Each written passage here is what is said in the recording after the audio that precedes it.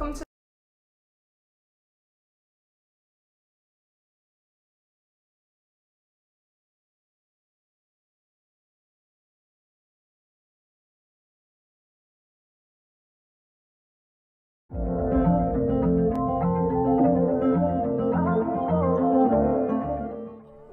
Hello and welcome to another vlog on YouTube and podcast on Spotify by the Fit Minds podcast.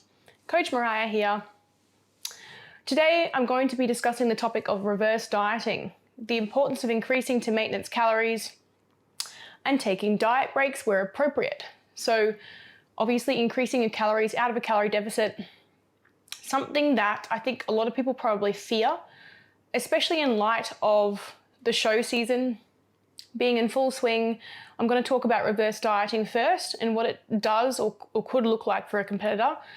Now, understandably, this is also something that should be practiced for anyone who's been dieting for a prolonged period of time, who maybe has reached their goal or certainly reached close to their goal and maybe experiencing some of the impacts of prolonged dieting. So we're going to cover a couple of topics: reverse dieting, the importance of reverse dieting, maintenance calories and where we should probably slot those in, and also diet breaks. So what is reverse dieting? Basically, it is in the name. It's reversing out of the calorie deficit that you've been in for quite some time towards your maintenance calories or perhaps a slight surplus. Now, this will be varying per person as to what your maintenance looks like, and depending on how much metabolic adaptation has occurred from your dieting phases, your maintenance may be a lot higher than you would think. So, and that would be true maintenance, obviously, because we talk about ranges when we talk about maintenance calories, so it can get a little bit confusing, but maybe your true maintenance is a lot higher if you have been dieting for quite some time. So, obviously there are a few major reasons why we reverse diet. One of them would be perhaps coming out of a competition where you will need to increase your calories gradually. This is something I find that a lot of competitors really struggle with for many reasons. And obviously it's done in order to restore homeostasis, health and blood markers, hormone function, moods and mentality, return of a social life. We all want to have one of those, improving your relationship with food, improving performance in workouts, and obviously to prevent things like muscle wastage or atrophy long term, as well as things like eating disorders and binge eating episodes. So you can see why increasing your calories probably has more positive benefits after these prolonged periods of dieting than not. So the same principle will apply for someone who has been dieting for quite some time, as I mentioned. So it's not just, it's like people see people in comp prep and they think that they are this whole different breed of human being. But if you have been dieting for a prolonged period of time without the show, you might find that the principle will still apply to you. So we're looking at anywhere upwards from, say, 6 to 12 months of dieting with diet breaks, understandably, okay, whereby you will probably need to reverse out. This depends on person to person. If you have a significant amount of fat to lose and maybe you haven't been as on track, you might need to keep going. But let's say you've been dieting for a prolonged period of time, you've got to where you wanted to be goal-wise, or certainly as close as possible, even where your coach wanted you to be, and it's only for a set amount of time.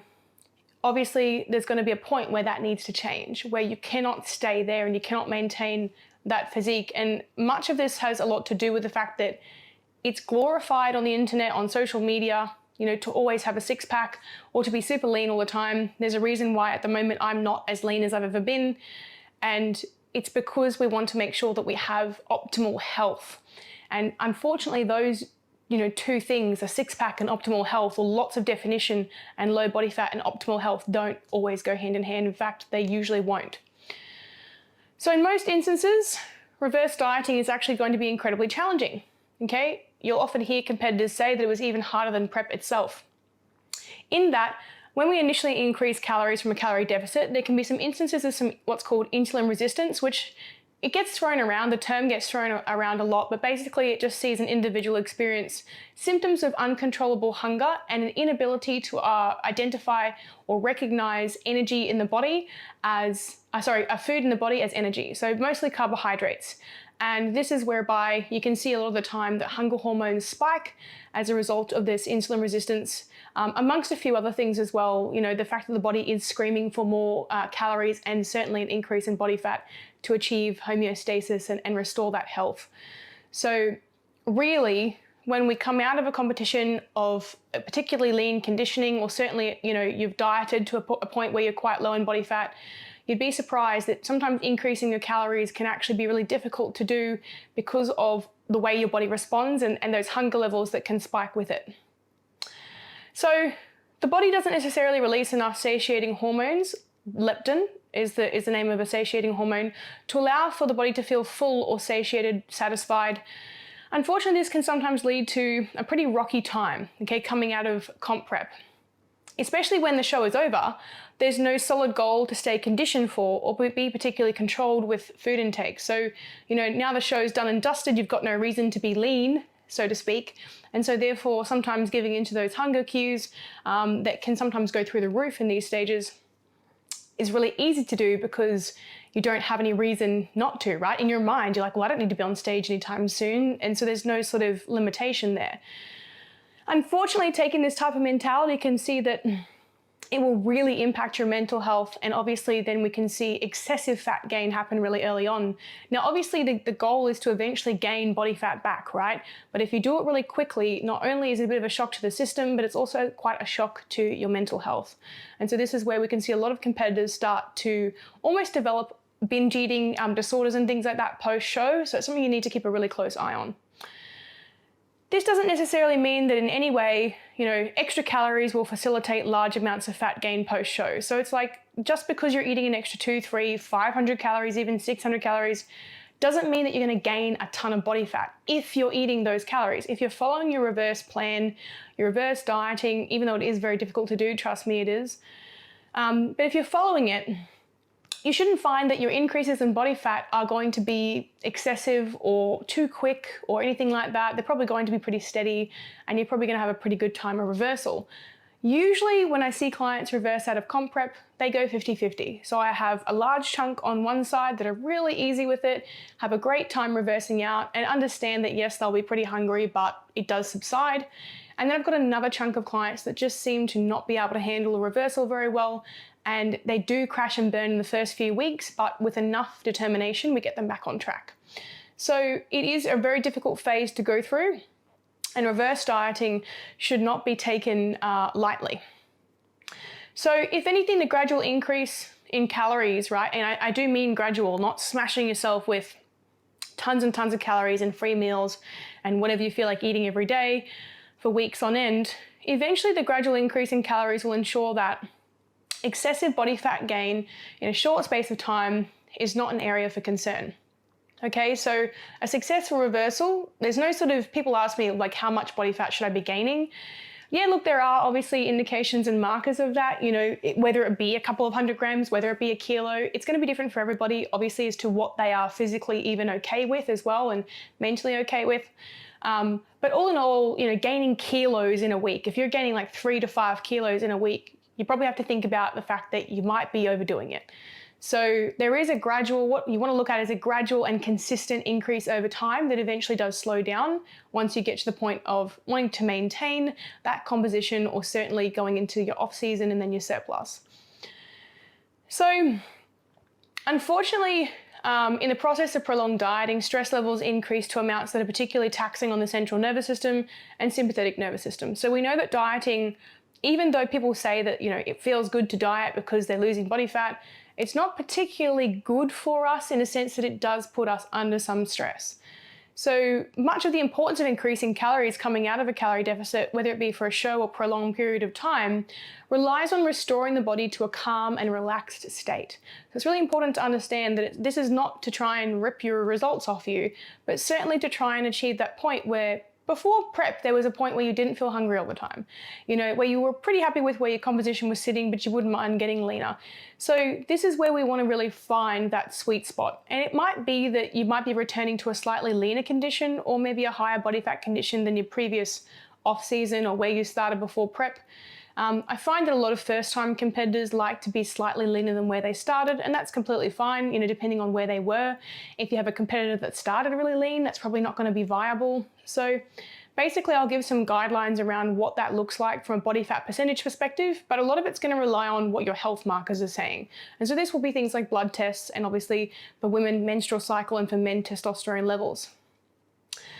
So obviously, when you're feeling quite fatigued and stressed from dieting, it can leave a person feeling really drained, scattered mentally, and also suffer with mental health issues such as anxiety, depression, and mood swings. So living in a calorie deficit is only going to amplify these feelings. If you spend, and you might realize this after a long period of being in a calorie deficit, you start to feel like shit. You're almost obsessing over food, or even so, you might have the polar opposite, a complete loss in appetite or interest in food, and a pure obsession with, calorie counting, etc. But not just that, your energy levels are low, you're feeling low as well in your mood. So obviously that's where you start to get those bouts of low level depression and anxiety. And this is all because, again, as I said, our central nervous system, our sympathetic nervous system, and our endocrine system, which is obviously looking at things like our adrenal function and basically the systems that decide that we feel calm and in a relaxed state or panicky. And then obviously on the other side, the endocrine system, our hormonal profile, the way we respond to food, hormones, there's hundreds of different hormones that we have in our bodies, but also things like our sexual hormones as well. So whether or not they're out of balance. So this is everything that basically contributes towards homeostasis of the body, whereby your body is in a state where it is happy, content, and you're not having these really high levels of cortisol, and where you can produce those happy hormones and those sexual hormones that you require for optimal health. So another downside to continuing a dieting phase longer than required is a rather negative impact of sustained low body fat phases, etc. Atrophy. Okay, so the combination of the dieting and the low body fat, we get muscle wastage. Okay, now that's not always going to happen, not in every single case, depending on each person, depending on their protein intake as well, and their total calorie intake. But basically, if the body runs out of energy when we're really low body fat, and the energy sources aren't really available there to use, and you don't have a lot of body fat to use either, what do you think is left over? What do we have to use instead? Unfortunately, energy output requires some sort of energy provision, right? And so therefore the body can potentially access its own muscle stores instead, in the way of muscle wastage and atrophy. So probably more common in a sense if you're doing, moderate to higher heart rate zone training, quite intensive training, you're probably gonna have more chance of atrophy long term. But usually we don't obviously see the signs of it. If you're quite lean, you think, well, I don't look like I've got very high body fat. We don't see the signs of it until it's too late, obviously, until we start really looking into how much muscle mass we may still have, and also things like strength declining with that muscle mass declining, which obviously we commonly know as muscle wastage. In those who have been dieting for too long and sustained body fat for too long. So, or even those actually on that note as well with eating disorders, where calories have been kept at a really low level, under consuming their calories, and may have also over-exercised or had like excessive bouts of exercises for say hours on end daily for a prolonged period as well. So you can see where this is teaming up, where this very negative association happens between sustained low body fat levels and sustained low energy energy delivery, right? So provision of energy, food, right? So unfortunately, one of the major factors reverse dieting can be, the incredibly difficult factors of reverse dieting is that an athlete needs to come to terms with the idea that their body composition will slowly change, amidst the reverse. So it's like, okay, Mariah, I understand that. I've got to increase my food. Like, I know it's good for me, etc. But what about my body fat going up? And then obviously attempting to sustain lower body fat percentages that you've achieved to say get to stage or to get a six pack is actually going to be a fairly detrimental factor for your health and even maintaining muscle mass. So it's kind of like you're torn between wanting to keep your six pack, but also not wanting to muscle waste and also wanting to have optimal health. And the truth of the matter is that you can't have optimal health at low body fat phases. That's the whole point. So a lot of people assume that bodybuilders and bodybuilding shows that, these people are really healthy, and it couldn't be further from the truth. As you get towards the end of prep, your health markers are quite low. low energy availability and low body fat percentage do not go well together, and unfortunately there are definitely detrimental factors towards health long term, and it's just not something that you should even try to sustain. So this will be the same case for someone who has dieted for a prolonged period of time, as I've mentioned. So it's not just comp prep, I'm not just talking about comp prep, and reached a particular low body fat percentage. So what does, below sustainable body fat percentage look like? This would look like perhaps sub 15 to 20% for women. Now, before you get on my case about this and go, oh, it's different per person, it is, absolutely. I find that myself, I can probably sit between 18 and 20%. I can still get my cycle.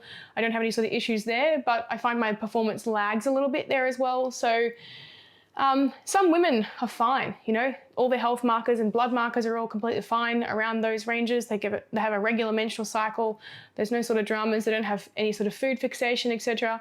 So you've really got to look for those types of tick boxes to be able to say, yes, look, I can sustain this body fat percentage. But look, honestly, most of the time, anywhere below 20 and even 15% body fat, it's just not sustainable. And unfortunately, some women will try and convince you that it is.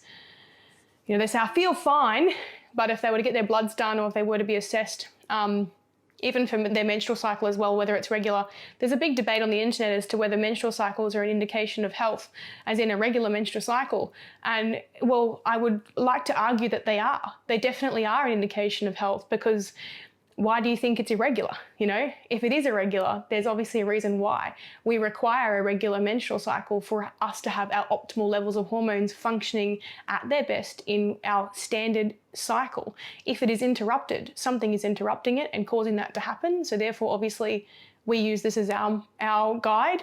An irregular cycle, no matter which way you look at it, if it's particularly irregular and it's after long periods of dieting or low energy availability or low body fat percentage, that is a very clear indication that that is not healthy. So obviously some women, will need to push past the 20%. Some women have to go to 25%, even 30% to get a regular period, but they do find their sweet spot. Some women, obviously, if they go up to 40% body fat, they actually lose their cycle again. So there is a sweet spot somewhere in there where you can achieve that homeostasis.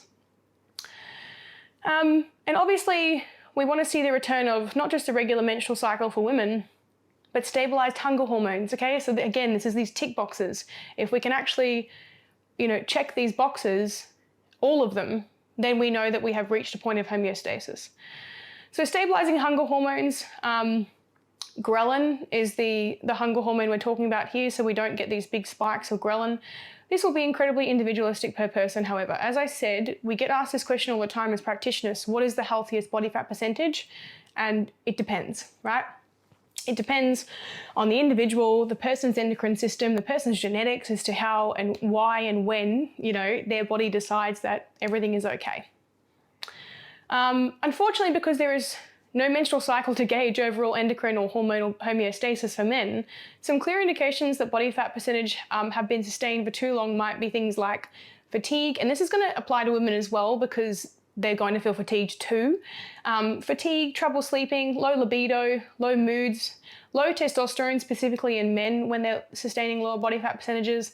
It can occur in women as well though, and low performance levels in the gym. So unfortunately we actually miss these types of markers in men more commonly because obviously they don't have the standard menstrual cycle to go by to gauge whether or not there are some red flags there. But obviously fatigue, trouble sleeping, low libido, low moods, low test, and low performance in the gym, this is basically just feeling like shit. If you have a male client come to you and go, I feel like crap, and you find out they've got pretty low body fat percentage and they have been sustaining lower calories for quite some time, that's probably going to be the answer. So alongside sustaining lower body fat levels, additionally, underfeeding energy requirements for a long period of time, as I said earlier, will negatively impact an athlete's adrenal function, sleep patterns, blood markers, moods, recovery, quality of life, relationship with food, and performance. So I keep reiterating this is because it's the pair together and even by themselves is going to be difficult as well. So these are both going to together be a recipe for disaster, low body fat and low energy availability, but obviously separately as well for prolonged periods of time are going to impact a person negatively eventually in so many ways, in more ways than one.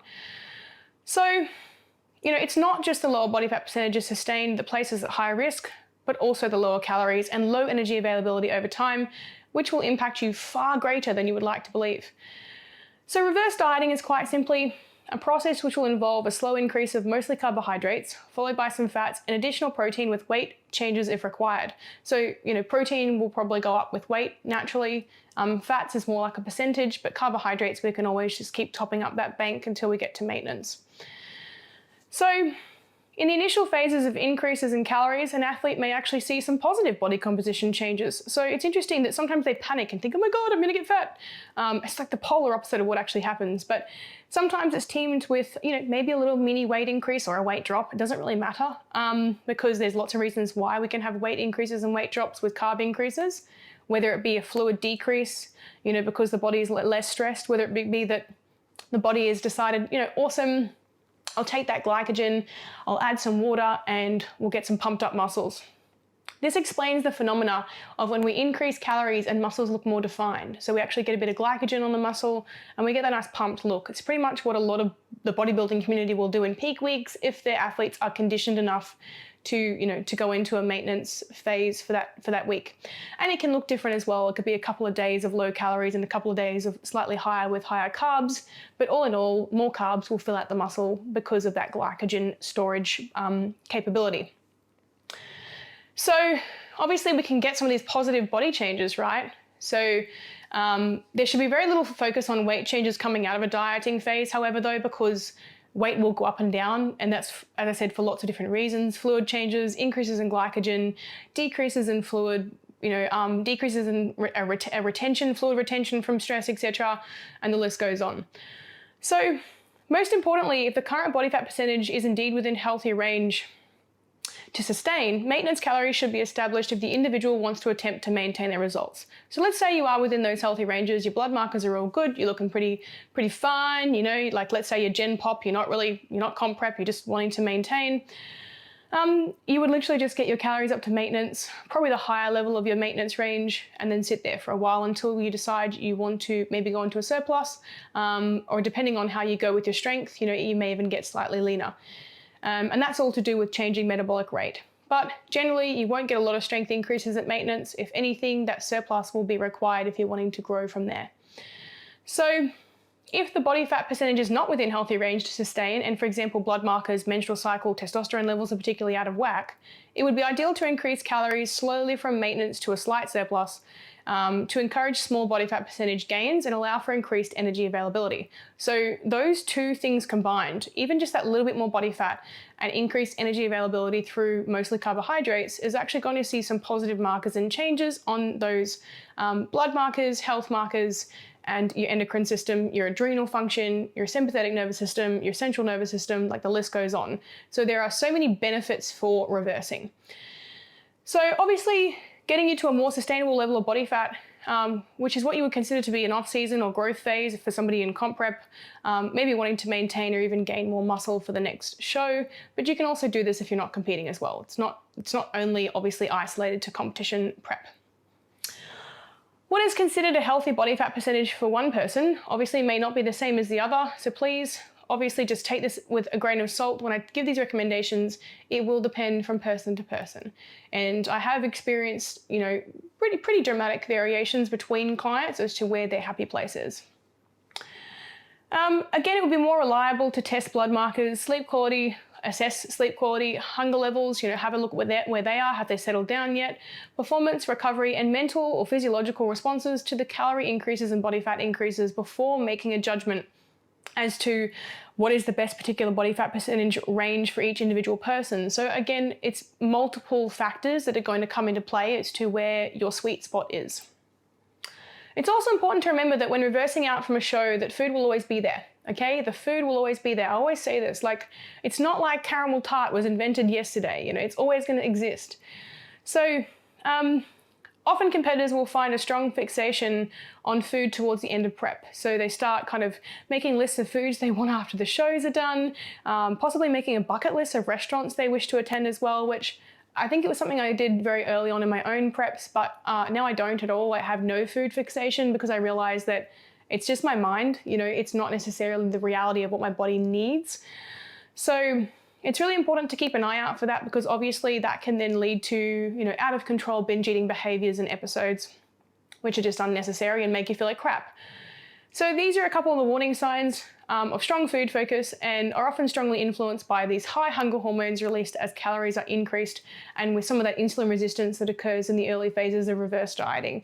So this is why, as I said, it's really important to follow your reverse diet. Even if you feel uncontrollably hungry, sometimes it is literally because of those hunger hormones spiking, not the reality of your body actually desiring or needing a very high level amount of calories. So it's important to remember that your high levels of hunger hormones don't actually stick around forever, right? This is why it is really essential to follow your plan. And obviously your plan can help you through a time where your mind isn't quite ready to take the steering wheel. So eating until you make yourself sick, or even trying every food under the sun, in the weeks following your shows, will swiftly lead to, number one, GI discomfort. You're going to be bloated and feel like crap every day, and potentially speedy excess fat gain if your total calories are blown well over maintenance, or a deep surplus. And we just don't know where your calories are if you're constantly eating foods out, whether it's pancakes covered in ice cream and all sorts of crap like that. It's not terrible to have those meals, but if you're doing it every day, reversing out of comp, you're going to be in for a pretty shitty time. And it's not just about the fat gain, but the way that you feel, physically feel, and also, definitely mentally as well. So sometimes, and actually all of the time, it can help to have a plan post-show, have something to go by, and look at it this way. Reverse dieting is called reverse dieting because you're still technically dieting, you're still technically tracking. You're not trying to lose body fat, but you're definitely trying to stay on track as much as possible to prevent yourself from binging. And rest assured, entertaining food obsession will likely see your self-control decline pretty rapidly post-show. The reason why it's referred to as reverse dieting is because you are literally, as I said, reversing out of the calories that you were consuming at lower levels. However, you really do have to be very careful, and I can't reiterate this enough, that sometimes your mind may tell you that you want more food, but unfortunately you don't necessarily need it. Remember, obviously, to finish up again on this topic, the food will always be there. Don't just eat foods because they look pretty. Be careful with your stomach and its digestion post-show, as it will be extremely sensitive to introducing new foods, and foods heavy in saturated fats as well. Which might look like, obviously, getting some flexibility back in your diet without necessarily overloading it, because we find that a lot of these meals are really dense in saturated fats. So be careful of that, because that's probably going to upset your gut more than anything. So perhaps have a chat to your coach about slowly introducing these flexible meals amongst your planned meals. It might look like having a breakfast or dinner out with family and friends, maybe once a week, not 3 or 4 times a week, or 5 or 6 times a week, or every day. And slowly but surely introducing intuitive eating as your hunger hormones start to settle down. So obviously moving on to the next part of this podcast, because I wanted to cover not just reverse dieting, but also diet breaks and maintenance phases, because interestingly enough, they're kind of similar in the benefits that they give, but obviously for different phases of dieting. So let's talk about maintenance calories, and then obviously we'll talk about diet breaks as well. So maintenance calories, where do we slot those in? Obviously, talking about the importance of increasing to maintenance calories after hitting a goal physique within healthy range. So this is in the instance where it's not comp prep, but possibly you're just wanting to maintain a fairly healthy physique. And again, as I said, you have to make sure that those markers are all being met. So it obviously works well to work with your coach on this as well, seeing where you're sitting currently. If they know that where you are currently and some of the signs you're showing are definitely, they're red flags, they're flagging down as something that's concerning, probably not a maintainable or sustainable, body composition. So it could look like potentially sitting at maintenance calories for any particular period of time, obviously. So this is what maintenance calories look like, and the subsequent benefits of that, okay? So you might look like doing 6 or 8 weeks at maintenance for any particular reason. And there's lots of different reasons why we go into maintenance phases, maybe out of a surplus or out of a calorie deficit. So trying to sustain deficit calories to sustain your results, it's just about as smart as trying to drive a car with a low tank of fuel. Eventually you're going to run out of fuel, and your body will definitely attempt to access fuel stores that don't always constitute body fat stores.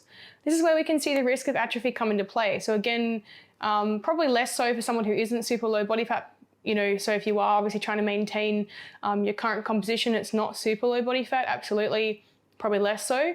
But also in essence, eventually you're going to slow down.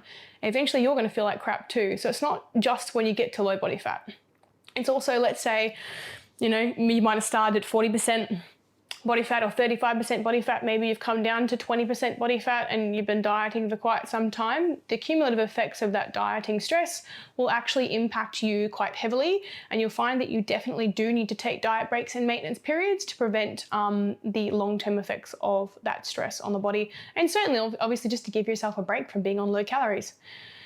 So if you've reached your composition goal, it's incredibly important to increase your calories to maintenance. This does not mean that you are going to instantly gain body fat the moment you increase your calories. I said this in the previous segment, but again, this is the same for maintenance as it is for reversal. So think of your calorie intake this way, okay? Calorie deficit represents a 3/4 or half empty tank of fuel to have the body use some body fat instead of just fuel when the tank is lower, okay? So it's trying to force your body to use body fat as fuel when we start to get low on fuel, or probably not exactly that way, but basically we'll talk about it from an energy balance perspective that way. It's probably a lot easier to visualize. So calorie maintenance represents a full tank of fuel to perform and maintain energy balance. So basically that we are able to just keep the fuel tank close to full or full as much as possible, and so we don't feel like we are running dry, and also we don't have any sort of goal to lose body fat at maintenance. And obviously a calorie surplus represents a little bit extra in a second tank. So you have a full tank plus a second tank to use for fuel to get stronger, perform at your best, and grow muscle. So you access those extra fuel stores for that. And yes, sometimes this means a little bit of extra body fat. So yes, we'll spill over a little bit with the muscle gain. But again, this can sometimes be necessary in order to progress from where you currently stand.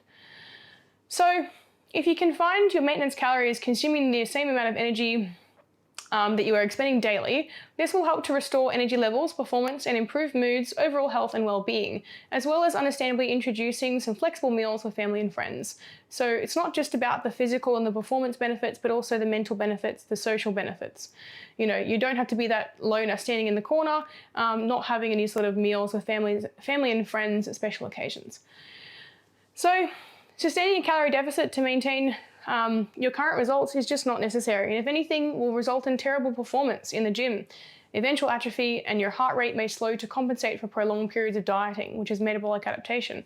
So basically, because you've given yourself less energy over time, as a result of that, you actually then end up expending less energy anyway. So it's kind of this double-edged sword where you actually start to struggle in more ways than one, whereby your natural energy levels drop, and the whole point of you being in a calorie deficit kind of becomes obsolete.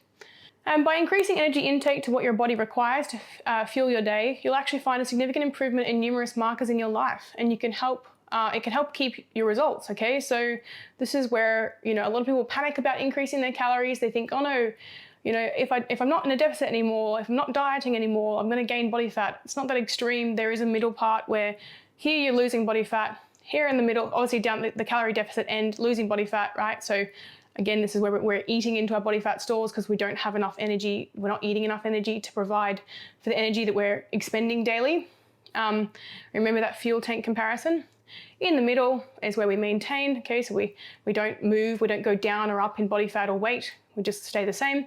And then obviously we've got the surplus. So the surplus is when we have more energy that's coming in that we're eating than we require for the energy we're putting out for the day. But generally the surpluses are given on purpose, or sometimes people are actually accidentally in a surplus, and this is where we see excessive fat gain. So alongside this, you'll also need to assess whether or not you should continue the high level of, if it is high level or even any cardio output, or increased energy output at the levels that you have been sustaining. So if you have high steps, cardio bouts, etc. on top of your training currently, it might look like reducing these to maybe just some less steps and more sustainable training sessions whilst achieving your calorie maintenance with your nutrition. So again, you don't have to keep flogging yourself silly and going up and up and up and up with your energy expenditure. To maintain your results, you can actually sometimes take a step back.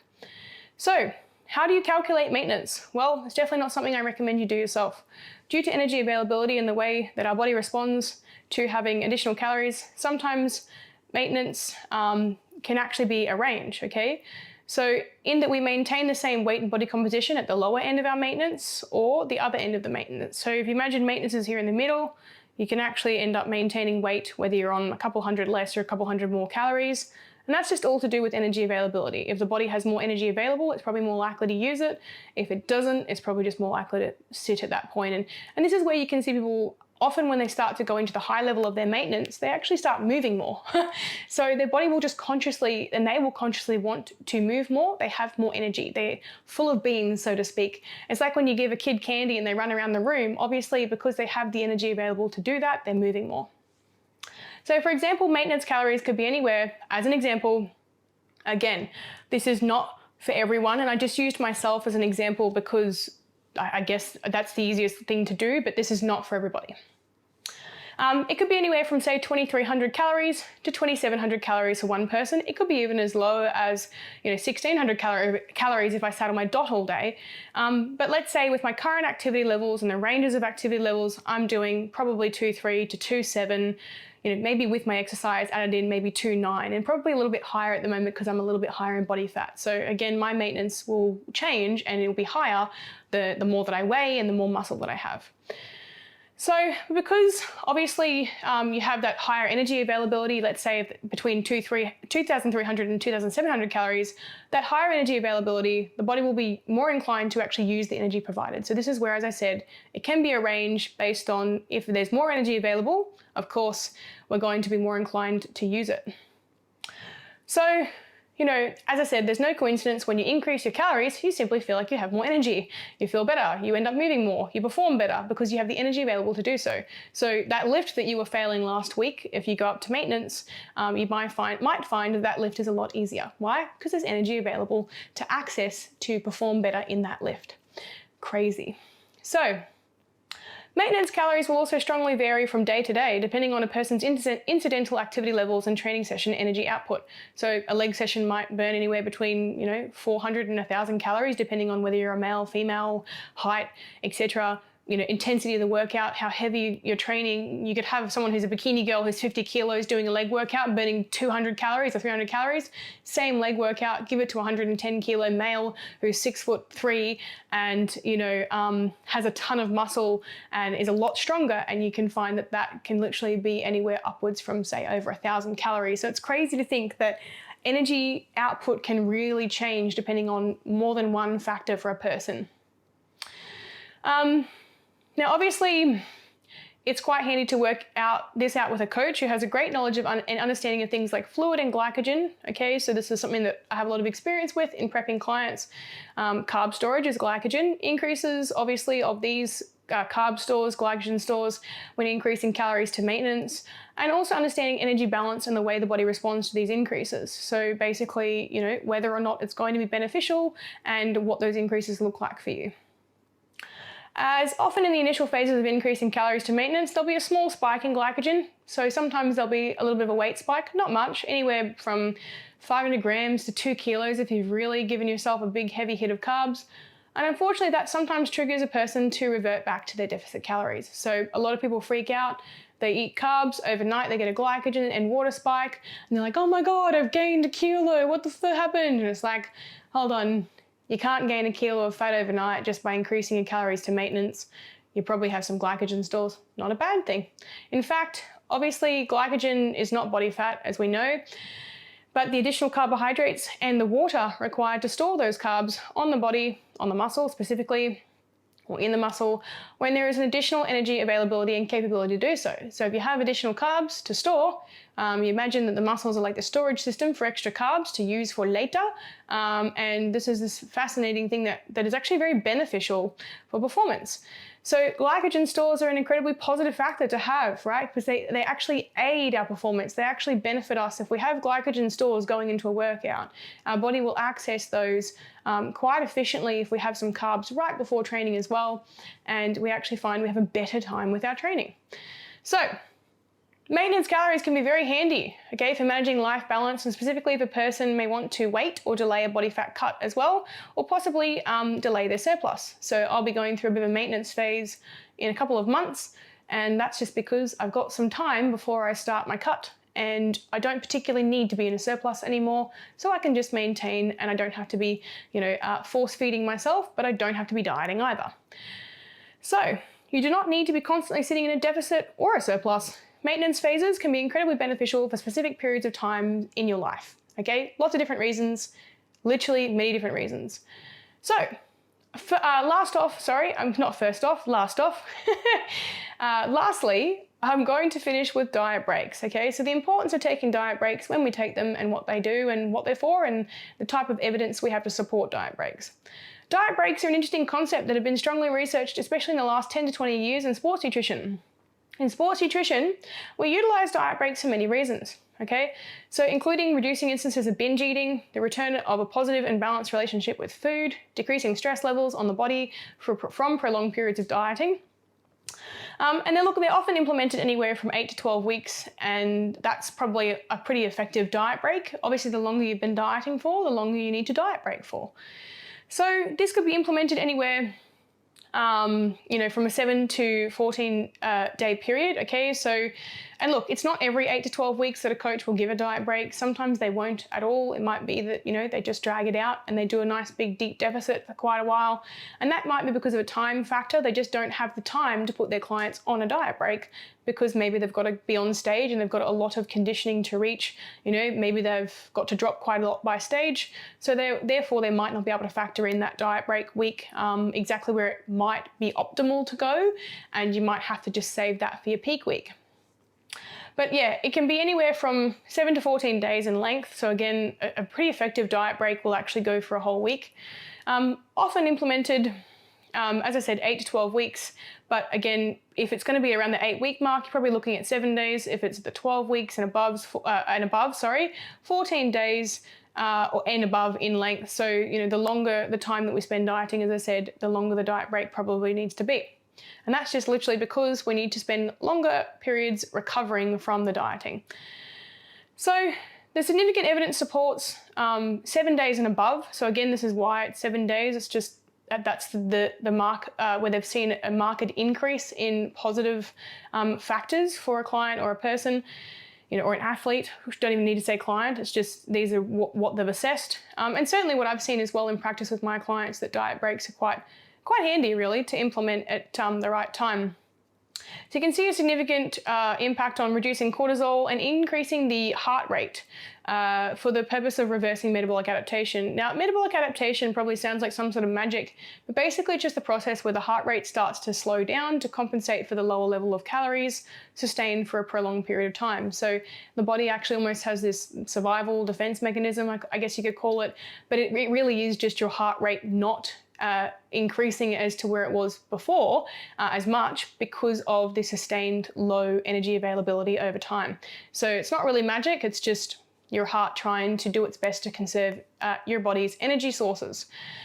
So the latest evidence supports the idea that the increase in energy availability, so the increase in carbs mostly, encourages a slight increase in exercising and resting heart rate and subsequent metabolic rate as a result. So we basically just burn more when we eat more for a bit of that 7 to 14 day period, and this can actually restore that metabolic adaptation.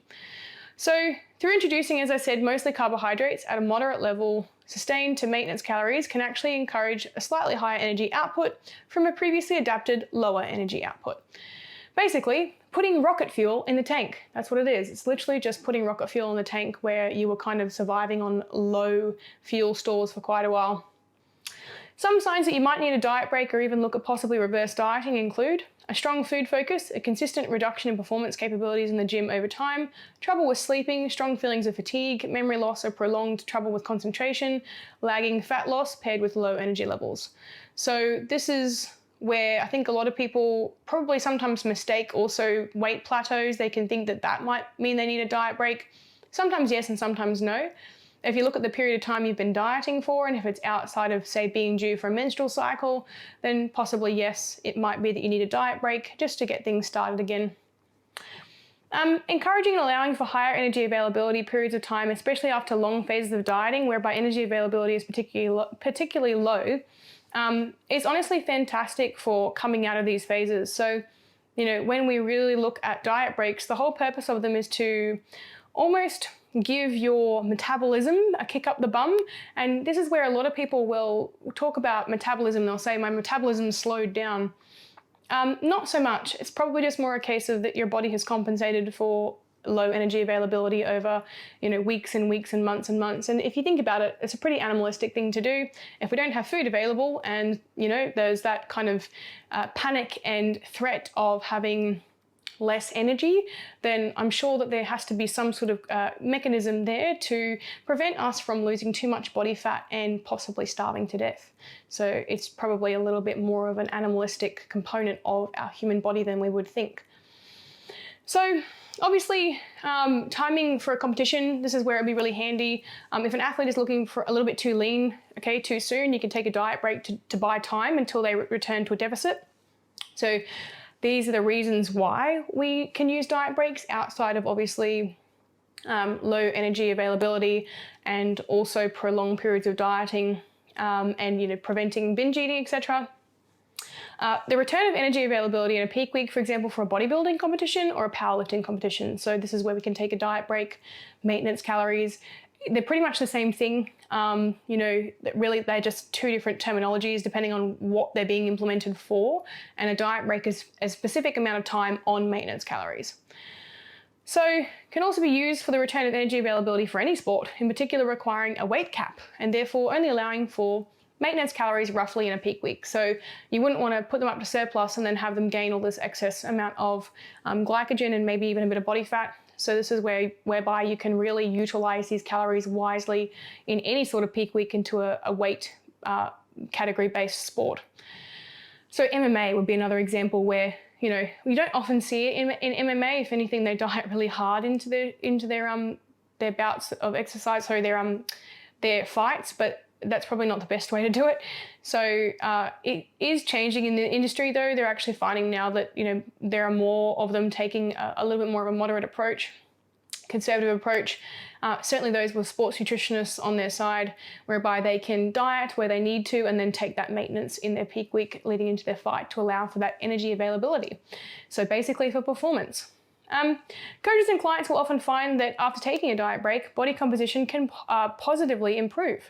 So we can see again these positive markers after going through maintenance or a diet break at maintenance calories, and potentially allow for more efficient body fat and fluid drops post-diet break due to the adequate energy availability and subsequent total stress reduction. So the body responds really nicely to maintenance calories, and a diet break can actually do you the world of good for your composition. Dieting is a significant stressor on the body, and unfortunately prolonged stress can actually often result in a negative impact on health markers. And we can see a positive response from, as I said, body composition in a more relaxed and calm state. I will quote Joey Cantlin. I love Joey Cantlin as a coach in this industry because he just has some great one-liners. But if you don't know who he is, he's one of the best natural bodybuilding coaches in Australia. Definitely Queensland, but he says that a relaxed body is a good looking body. And I probably have quoted this many times in other podcasts, but I couldn't have said it better myself. Again, when taking a diet break, it's important to remember that maintenance calories, sitting there, it's near impossible to increase body fat stores. So get that out of your head. It's not possible. And if so, this will often even out across the week or fortnight. If you're on maintenance calories, if they're slightly high one day because your energy output's not that high, and the energy output is slightly higher the next day, you'll find that it will even out nicely for you. This is why it's important to have a professional on your side when calculating diet breaks, reversing out from dieting periods, obviously comp, and taking periods of maintenance calories. So I do recommend, if you're feeling really confused in this process, just get a coach. Coaches, we live and breathe this stuff, and sometimes putting the trust in a coach's hands can actually help you remove all that stress and panic and anxiety, and obviously illogical and emotional thinking that we often really pair with these types of processes. Because let's face it, taking diet breaks and going to maintenance, especially if you've been dieting for a long period of time, can be paired with some significant feelings of guilt, and that's just not where we want your headspace to be. So to finish up, it's important to remember that remaining at a low body fat percentage for a prolonged period of time alongside remaining on lower caloric intake, or even either of those by themselves for a long period of time, will come at a detriment to your health and performance amongst other health markers essential for maintaining homeostasis and just your general health and well-being. It's really not worth feeling like shit every day just so that you can have the glory of keeping every line on your body the way it is. Reasonable maintenance of body fat percentages within healthy ranges can be achieved through maintaining energy balance long term. Okay, so unfortunately, we can't all walk around shredded, okay?